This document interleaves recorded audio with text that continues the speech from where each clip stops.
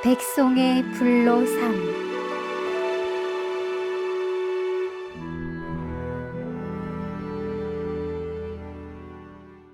부인이 절구질을 할 때마다 어미닭과 새끼 병아리들이 절구 주변에 모여들어 튀어나온 곡식알갱이 조각들을 쪼아먹고 있었다.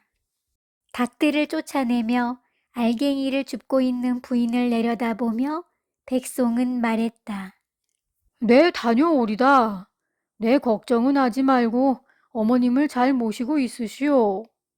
그리고는 방 안에 누워있는 어머니를 향해 말했다.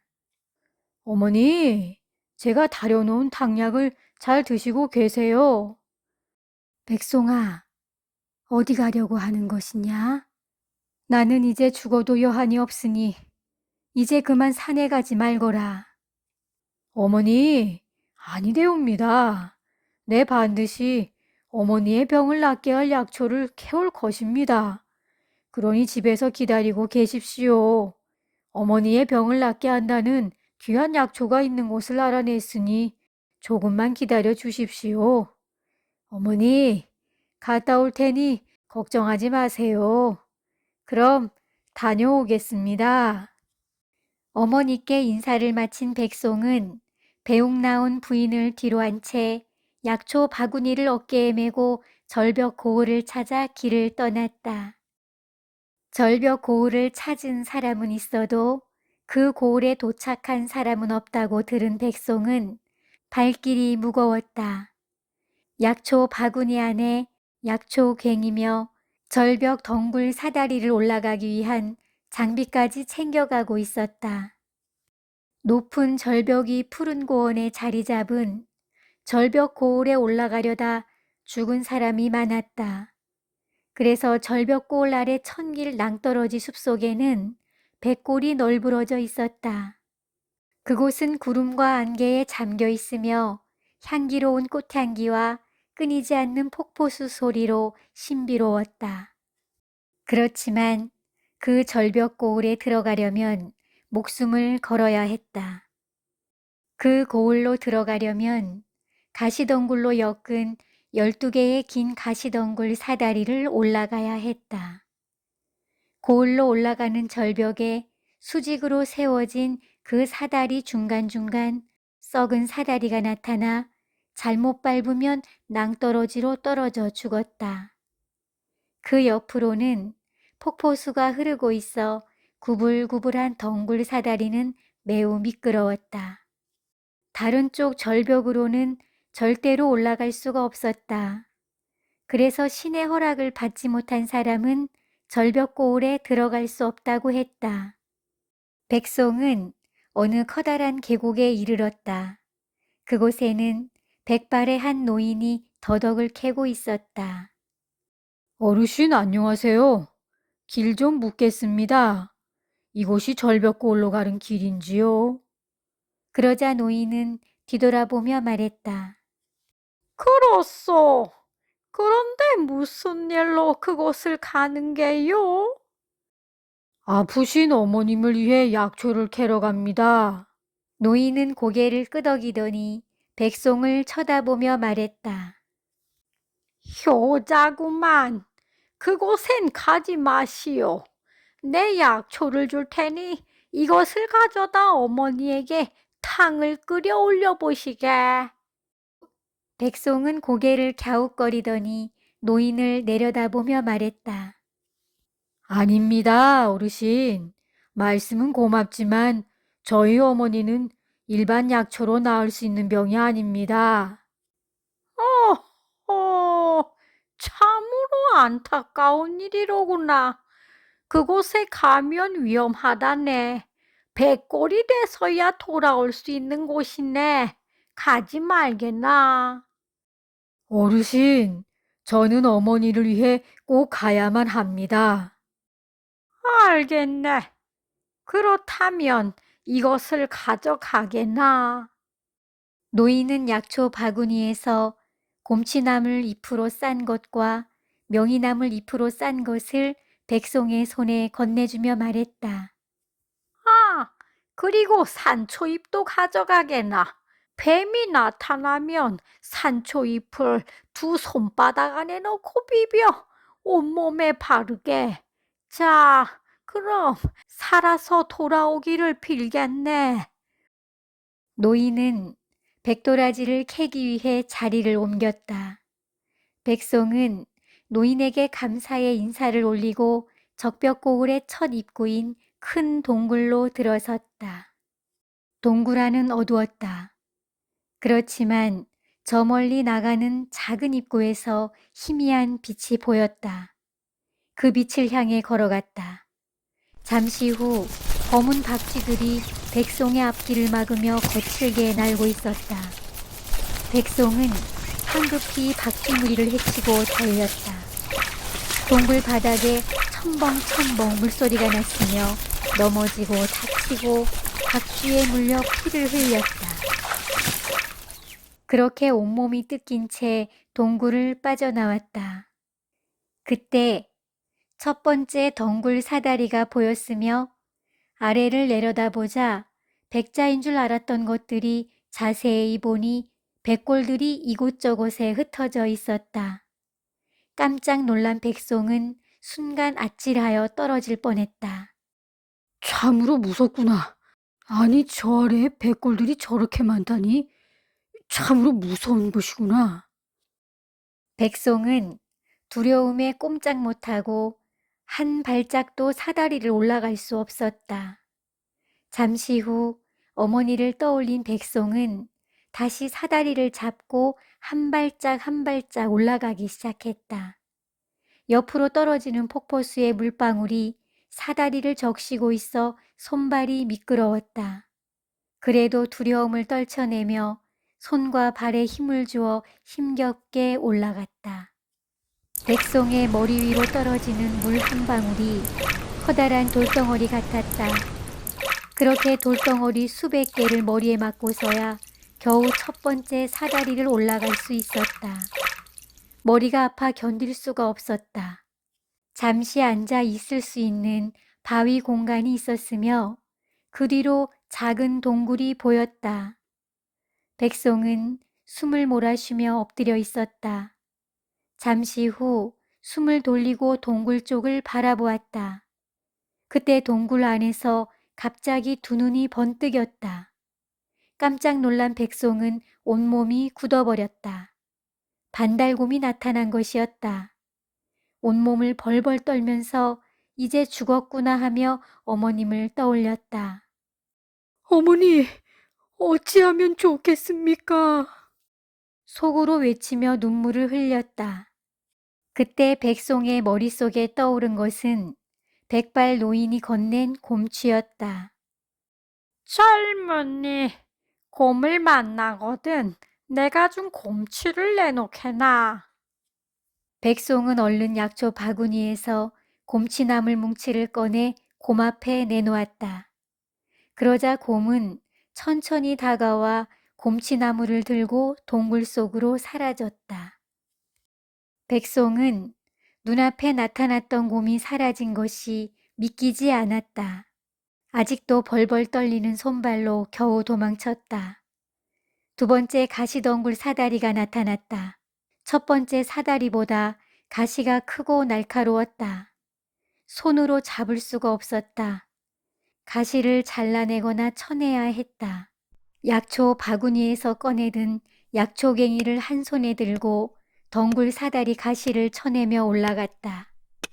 그런데 중간쯤에서 갑자기 흰 수염을 한 원숭이 여러 마리가 나타났다. 그 원숭이는 백송의 어깨에 매달려 있는 약초 바구니를 잡고 흔들었다. 백송은 두 손으로 사다리를 잡았다. 더 이상 올라갈 수가 없었다. 이대로 떨어질 것만 같았다.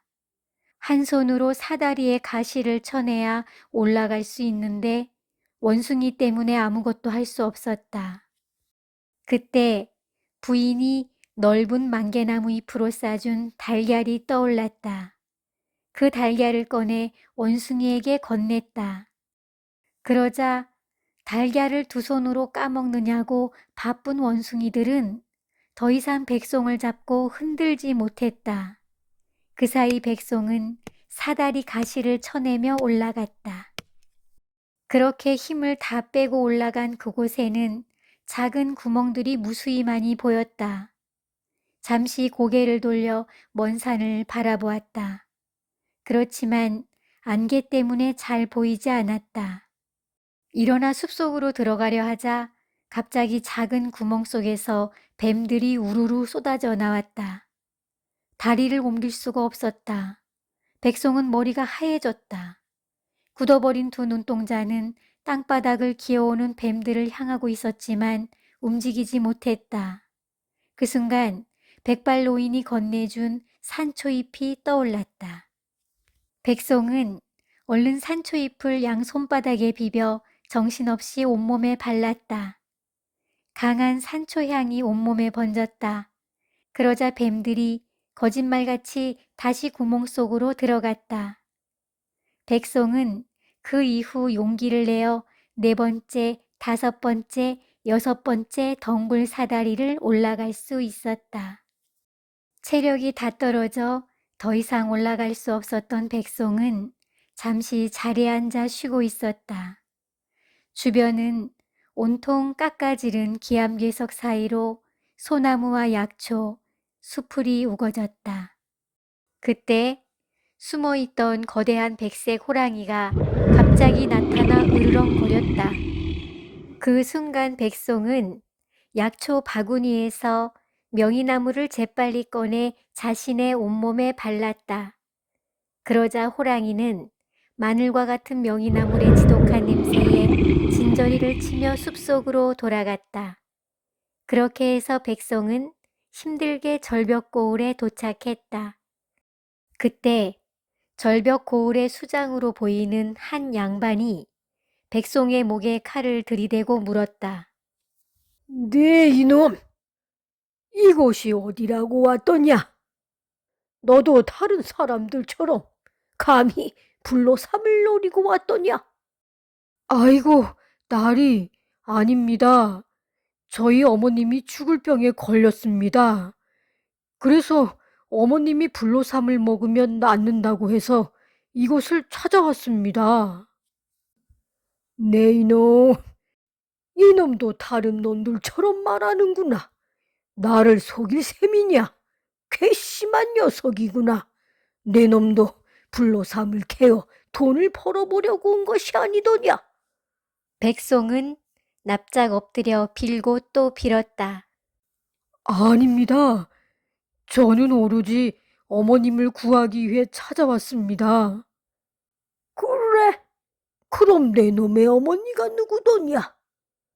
저희 어머님 함자는 소희라고 하옵니다.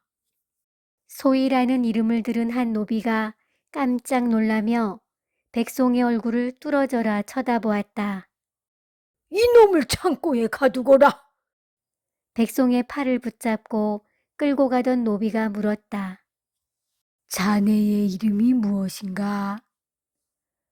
백송이라 하옵니다. 그 순간 노비는 다시 한번 깜짝 놀라며 백송을 창고 안으로 끌고 들어갔다. 그리고는 처음 이곳 절벽 고을에 사람들이 정착하게 된 지난 날을 떠올렸다. 몽골의 군사에 쫓기던 한 양반과 집안이 피난처를 찾다 몽골 군사가 쫓아오기 어려운 높은 절벽을 기어 올랐다. 힘이 좋은 노비들이 목숨을 걸고 아녀자들을 등에 업고 절벽을 기어 올랐다. 절벽 꼭대기 고원까지 도착한 노비들은 아녀자들과 양반 대감을 내려놓고 기어 올라오는 몽골 군사들을 향해 돌을 던지고 바위를 굴려 떨어뜨렸다. 몽골 군사들은 절벽을 기어 오르다 돌과 바위를 맞고 모두가 떨어져 죽었다. 절벽은 기암괴석으로 높이 솟아올라 있었으며 너무도 가팔라 아무도 올라갈 수 없었다. 그야말로 죽음의 절벽이었다. 절벽 고원에 올라온 그 조씨 양반과 대가족은 2번 다시 절벽 아래로 내려갈 엄두를 내지 못했다. 그렇게 해서 그곳에 절벽 고을을 세우고 정착했다.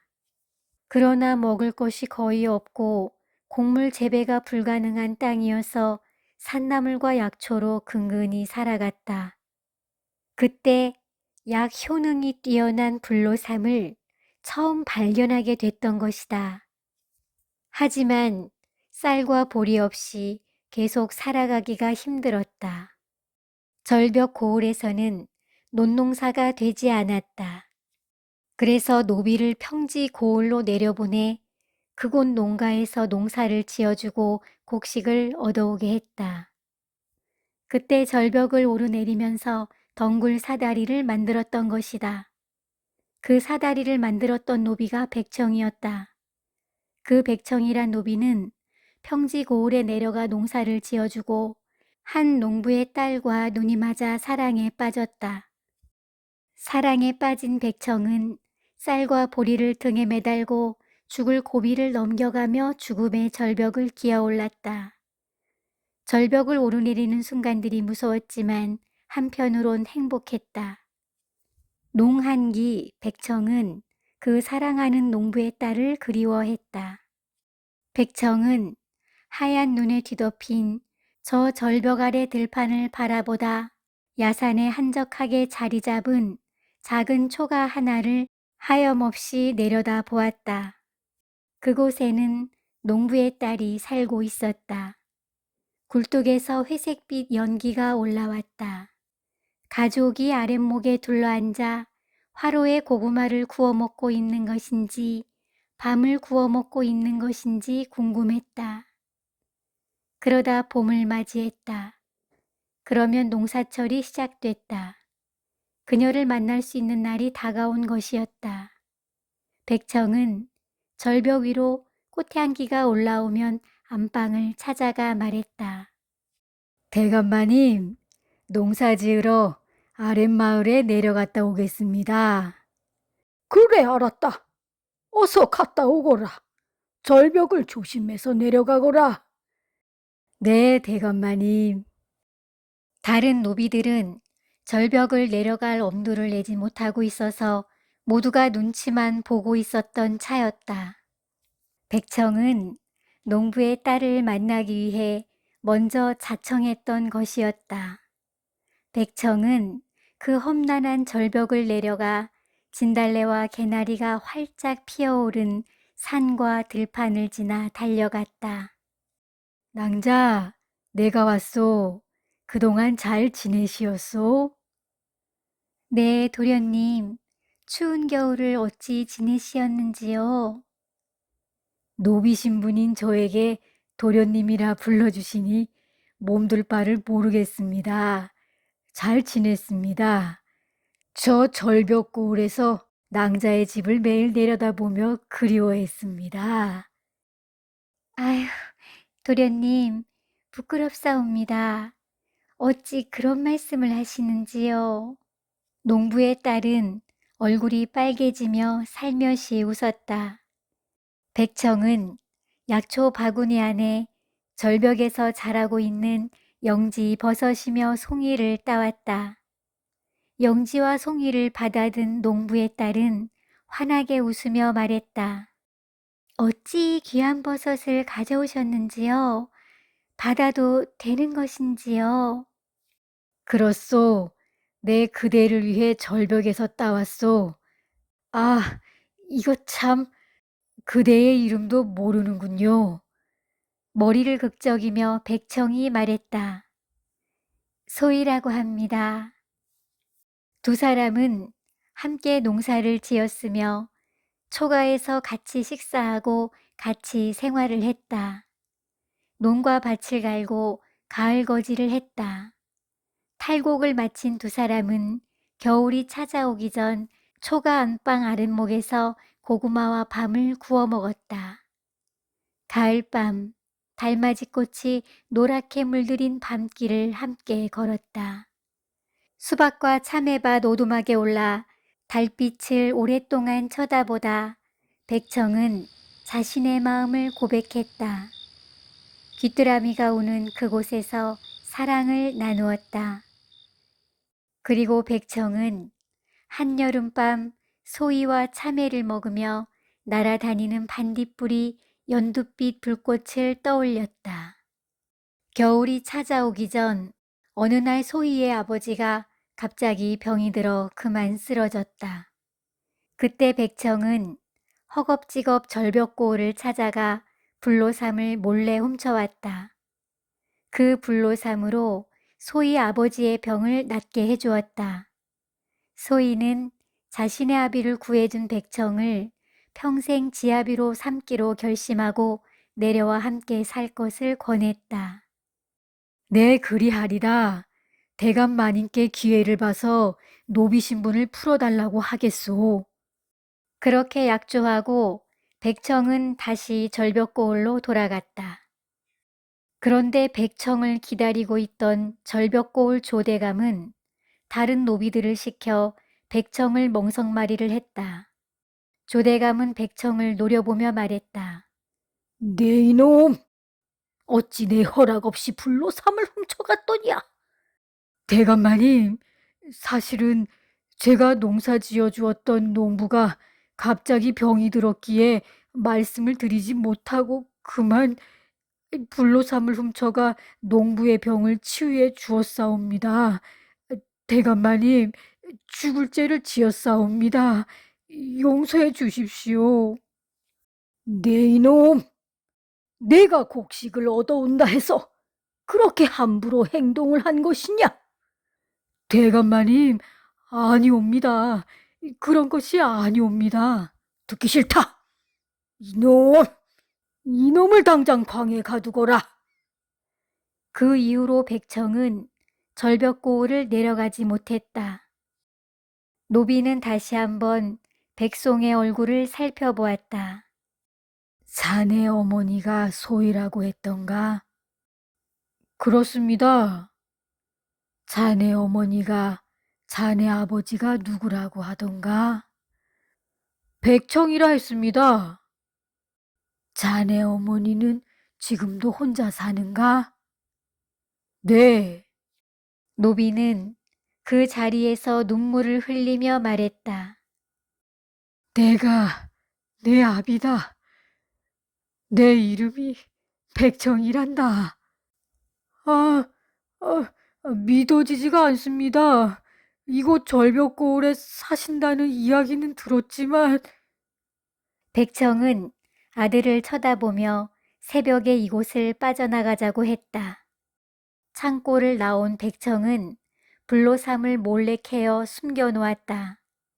병들어 있는 아내 소희를 살려야 했다. 노비 신분을 풀어주지 않은 조대감을 떠나기로 결심했다. 새벽이 되자 백청은 백송을 창고에서 풀어주고 함께 절벽고을을 도망쳐 나왔다. 백청은 덩굴 사다리를 내려오며 소희의 얼굴을 떠올렸다. 두 사람은 목숨을 걸고 절벽을 내려왔다. 두 사람이 집으로 돌아가는 모습을 백발 노인이 멀리서 바라보고 있었다. 집에 도착한 백송은 어머니를 찾았다. 어머니, 제가 불로삼을 캐왔습니다. 아이고, 이 녀석아, 내가 죽었는지 알고 얼마나 걱정을 한 줄 아느냐. 이렇게 살아 돌아왔으니 이제 이 어미는 죽어도 된다. 어찌 이렇게 어미를 생각하는 마음이 깊은지 내가 복이 참으로 많구나. 고맙구나. 그때 백청을 발견한 소희는 깜짝 놀라며 한참을 멍하니 앉아 있었다. 백청은 늙은 소희를 쳐다보며 눈물을 흘렸다. 백청은 다가가 소희를 꼭 안아주며 말했다. 미안하오. 이 바보가 이제사 찾아왔소이다. 내 아들을 만나고서야 이 바보가 찾아왔소이다. 미안하오. 소희는 눈물을 흘리며 백청을 끌어안고 말했다. 아, 이런 모진 사람아, 왜 이제야 온 것입니까? 얼마나 기다렸다고요. 매일같이 저 절벽 고을만을 몰려다보며 당신을 기다렸습니다. 소희는 불로삼을 먹고 병이 씻은 듯이 나았다. 그렇게 해서 효심 깊은 백송은 아버지도 만나고 부인과 함께 부모님을 모시고 행복하게 잘 살았다.